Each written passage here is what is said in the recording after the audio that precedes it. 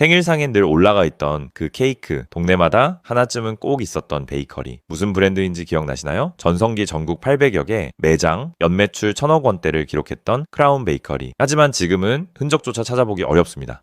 대부분은 이렇게 말하죠. 그냥 시대 흐름을 못 따라갔겠지. 그 말 맞는 것 같으면서도 틀렸습니다. 오늘 영상을 끝까지 보시면은 어떻게 대한민국 1등이었던 크라운 베이커리가 전국 800개 매장을 전부 폐업하고 사라지게 됐는지, 그리고 그 몰락 뒤에 숨겨진 구조적 실패와 리더십 붕괴의 진실까지 확인하실 수 있습니다.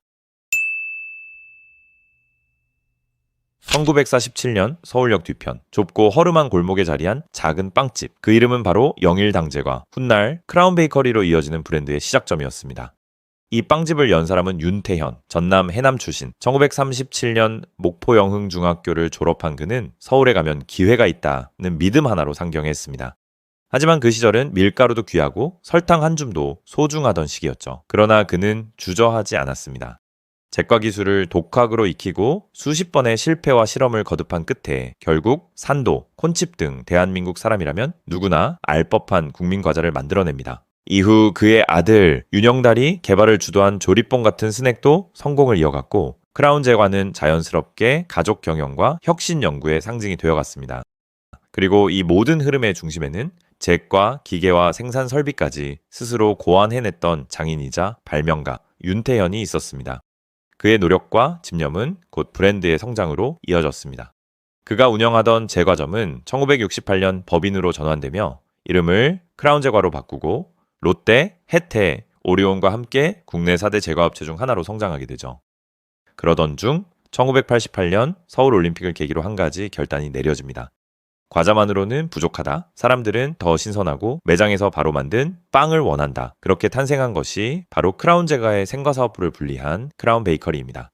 당시만 해도 프랜차이즈 베이커리라는 개념 자체가 생소했던 시대인데요. 크라운 베이커리는 업계 최초로 CI 도입, TV 광고, 전국 단위, 케이크 배달 서비스, 포인트 카드 시스템 등 파격적인 마케팅을 선보이며 큰 반향을 일으킵니다. 어느 지점에서나 같은 맛이라는 표준화 전략으로 신뢰와 편리함을 동시에 전달하며 완전히 새로운 브랜드 베이커리의 길을 열었죠. 1988년 설립 후 불과 3년 만인 1991년 국내 베이커리 업계 매출 1위에 오릅니다. 그리고 1996년 전국 가맹점 수는 800여 개, 연매출은 약 1000억 원에 달했죠. 이 시기를 상징하는 대표 제품은 단연 화이트 초콜릿 생크림 케이크였습니다. 얇게 깎인 화이트 초콜릿과 부드러운 생크림이 어우러진 이 케이크는 생일상, 졸업식, 기념일의 상징이었는데요.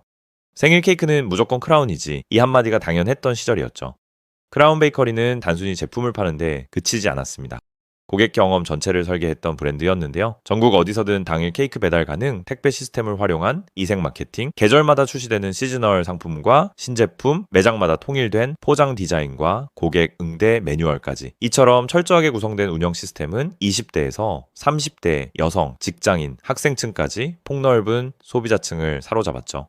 당시 크라운 베이커리는 대한민국에서 가장 신뢰받는 케이크 브랜드라는 평가를 받으며 최고의 자리에 올랐습니다. 하지만 그 화려한 전성기 이면에는 급변하는 시장과 소비자 트렌드에 대한 대응 부족이라는 그림자가 서서히 드리고 있었습니다. 1997년 IMF 외환위기는 크라운 베이커리에게 치명타를 안깁니다. 대한민국 경제 자체를 흔든 국가적 재난이었죠. 크라운 베이커리의 모기업인 크라운 제과 역시 부도 위기에 직면하며 당시 매장 수와 매출 모두 정점에 있었던 크라운 베이커리도 투자 동력을 완전히 상실하게 되죠. 그 사이 시장은 조용히 결정적으로 뒤바뀌고 있었습니다. SPC의 파리바게뜨와 CJ푸드빌의 뚜레쥬르, 두 브랜드는 대기업의 막강한 자본력과 전국 단위 물류 시스템, 게다가 이들은 국내 시장에 만족하지 않고 미국, 일본, 중국 등 해외 시장에도 진출을 시도하는데요. 이는 당시 한국 프랜차이즈 업계에선 매우 드문 행보였습니다. 이 시기 가장 눈에 띄는 브랜드는 단연 SPC의 파리바게뜨였습니다. 1990년대 후반부터 전국 매장 확장에 박차를 가한 파리바게뜨는 불과 10년 만에 2009년 2222개 매장을 돌파했고 2022년 기준으로는 무려 3419개라는 압도적인 숫자를 기록하며 업계 1위 자리를 굳혔습니다. 그 성공의 비결은 단순한 확장이 아니라 매장, 물류, 제품, 브랜드 전략이 일관되게 맞물린 결과였는데요. 파리바게뜨는 일부 매장에 베이크오프 시스템을 도입해 갓 구운 빵 이미지를 강조했고 동시에 SPC 그룹의 제조 계열사 파리크라상을 통해 밀가루, 설탕 등 핵심 원재료를 자체 생산하며 물류 경쟁력까지 갖췄습니다.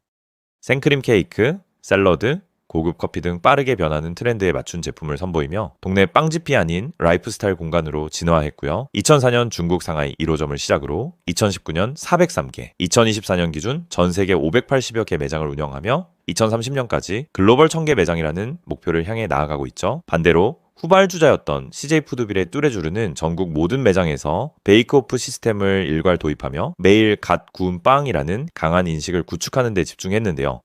이 방식은 소비자에게 정성과 신선함이라는 감성을 전달하며 브랜드 신뢰도를 높였습니다. 뚜레쥬르는 또한 베이커리 카페로의 리브랜딩에 주력했는데요. 오픈키친, 고급 인테리어, 직관적인 진열 방식 등을 통해 단순히 빵을 사는 공간이 아닌 커피 한 잔과 머무를 수 있는 공간으로 소비자 인식을 변화시켰습니다. 해외 진출 면에서도 2004년 미국 LA 1호점을 시작으로 2019년 352개, 2024년 기준 전 세계 460여 개 매장을 운영 중이며 특히 미국 내 150개 이상의 매장을 기반으로 2030년까지 청의 매장 확대를 목표로 하고 있죠. 현지 맞춤형 제품 개발과 생산 인프라 구축을 병행하며 글로벌 베이커리 브랜드로의 입지를 넓혀가고 있고요. 두 브랜드가 업계를 양분하며 성장하는 동안 과거 강자였던 크라운 베이커리는 시대의 흐름을 놓치고 점점 대중의 시야에서 멀어져 갔습니다. 두 브랜드의 SNS를 통한 인지도와 인기 품목을 비교해보면 예쁘다는 이미지가 강한 파리바게뜨에선 딸기 케이크가 맛있다는 반응이 많은 뚜레쥬르에선 생크림 케이크가 가장 높은 인기를 얻고 있는 것으로 나타났죠. 전국 600개 매장, 연매출 1186억 원, 2004년 크라운 베이커리는 명실상부 국내 1위 베이커리 프랜차이즈였습니다. 하지만 그 이후로 숫자는 매년 가파른 하락세를 보이기 시작하는데요. 2009년 크라운 베이커리는 전국에 408개 매장, 연매출은 717억 원에 달했지만 1년 뒤인 2010년에 매장 수가 252개, 매출도 584억 원으로 크게 떨어졌습니다. 이 하락세는 멈추지 않았는데요. 2011년엔 160개 매장, 427억 원, 2012년엔 97개 매장, 289억 원, 그리고 마침내 2013년 남아있는 매장은 70개도 차에 되지 않았고 브랜드는 사실상 사업 종료 상태에 이르게 되죠. 이처럼 외형과 매출, 브랜드 영향력까지 모든 지표가 동시에 무너지면서 크라운 베이커리는 빠르게 기억 속으로 사라지는 브랜드가 되었습니다. 매장 수와 매출이 급격히 줄어들던 그 시기에 외형 축소와 함께 재무 구조도 빠르게 무너지고 있었는데요. 2008년부터 본격적인 적자 행진이 시작됐고 2011년 한 해에만 42억 원의 순손실이 발생합니다. 같은 해 말 기준 자본 총계는 35억 원에 불과했지만 부채 총계는 무려 424억 원에 달했으며 부채 비율은 무려 1211%까지 치솟았습니다. 이는 곧 자산보다 빚이 12배나 많은 상태였다는 뜻인데요. 단순히 어려운 정도가 아니라 재무적으로는 더 이상 회생이 불가능한 수준에 도달한 것입니다. 이처럼 수익성과 안정성 모두가 무너진 상황에서도 본사는 장기적인 혁신 전략보다는 단기적 비용 절감에만 몰두했는데요. 공급가 인상, 매장 정리, 서비스 축소 등 모든 부담을 가맹점에 전가하는 조치를 반복했고 결국 가맹점주들과의 갈등이 수면 위로 떠오르게 됩니다. 가장 큰 문제는 본사가 점주들과 상생하려는 의지 없이 일방적으로 정책을 변경했다는 점이었죠. 공급가, 대폭 인상, 반품 거부, 케이크 배달 서비스 중단, 포인트 카드 폐지, 점포 양도화, 계약 갱신 거절 이 모든 조치가 순식간에 신뢰를 무너뜨렸고 점주들은 이를 두고 사실상 철수 압박이라고 주장했고요. 일부 점주들은 공정거래위원회에 제소하고 손해배상 소송을 제기하기도 했습니다. 이에 본사는 가맹 해지 보상금으로 최대 2천만 원을 제시했지만 점주들은 다른 브랜드로 전환하려면 1억 원 이상 든다며 강하게 반발했죠. 크라운 베이커리의 몰락을 두고 많은 가맹점주들과 업계 관계자들은 한 가지 공통된 원인을 지적하는데요. 바로 오너 일가의 소극적이고 안일한 경영이었습니다. 2006년부터 경영을 맡은 이는 크라운잭과 윤영달 회장의 부인이자 당시 크라운 베이커리 대표이사였던 윤명희 씨였습니다. 초기에는 빵맛은 며느리가 안다로 회자되며 브랜드에 새로운 이미지를 더하려 했지만 시장 변화에 효과적으로 대응하지 못했다는 평가가 이어졌죠. 내부에서는 윤명희 대표는 실제 경영보다는 상임고문 명목으로 이름만 올린 인물이었다는 주장까지 나오며 리더십에 대한 불신과 회의가 컸고요. 그리고 2012년 5월 육 대표는 갑작스럽게 대표이사직에서 물러나고 그 자리는 윤영달 회장의 비서실 출신 인물인 유근진 씨가 이어받죠. 불과 몇 달 뒤인 2012년 10월 크라운제과는 이사회를 통해 크라운 베이커리를 소규모 합병 방식으로 흡수하기로 결정합니다. 표면적으로는 사업 경쟁력 강화를 위한 통합이라는 이유를 내세웠지만 오너 리스크와 부실 경영 책임을 내부적으로 덮기 위한 수순 아니냐는 냉소적인 시선이 쏟아졌죠. 그리고 마침내 더 이상 정상적인 가맹 사업을 지속하기 어려워 오는 9월 30일부로 모든 사업을 종료합니다. 한때 전국 800여 개 가까이 달하던 가맹점은 단 70개 미만만 남다 조용히 역사 속으로 퇴장하게 됩니다. 이렇게 대한민국 최초의 프랜차이즈 베이커리 25년간 국민에게 가장 사랑받던 케이크 브랜드였던 크라운 베이커리는 결국 그 화려했던 왕관을 내려놓게 되는데요. 하지만 이 브랜드의 몰락은 단지 하나의 이름이 사라진 일이 아니었습니다. 빠르게 변하는 시장 트렌드, 쌀에서 빵으로 옮겨가는 식문화의 흐름, 그리고 소비자들의 라이프 스타일 변화에 제대로 대응하지 못했고 가맹점과의 신뢰는 점차 무너졌으며 불투명한 리더십은 조직 전체를 흔들었습니다. 그 결과 크라운 베이커리는 소비자도 점주도 내부 시스템도 모두 잃은 채 조용히 무대에서 퇴장하게 되었죠. 이 과정을 통해 우리는 다시금 질문하게 됩니다. 브랜드를 지탱하는 진짜 힘은 무엇인가? 그건 제품 그 자체가 아닌 사람과 신뢰, 그리고 시대의 흐름을 읽는 통찰력에 있다는 사실입니다. 이처럼 크라운 베이커리의 몰락은 노키아, 코닥, 블록버스터, 야후, 대우그룹처럼 한때의 전성기를 누렸지만 미래를 안일하게 바라보고 변화의 신호를 외면한 결과 위기를 맞은 사례들과 닮아 있습니다. 이들은 우리에게 분명한 메시지를 던집니다.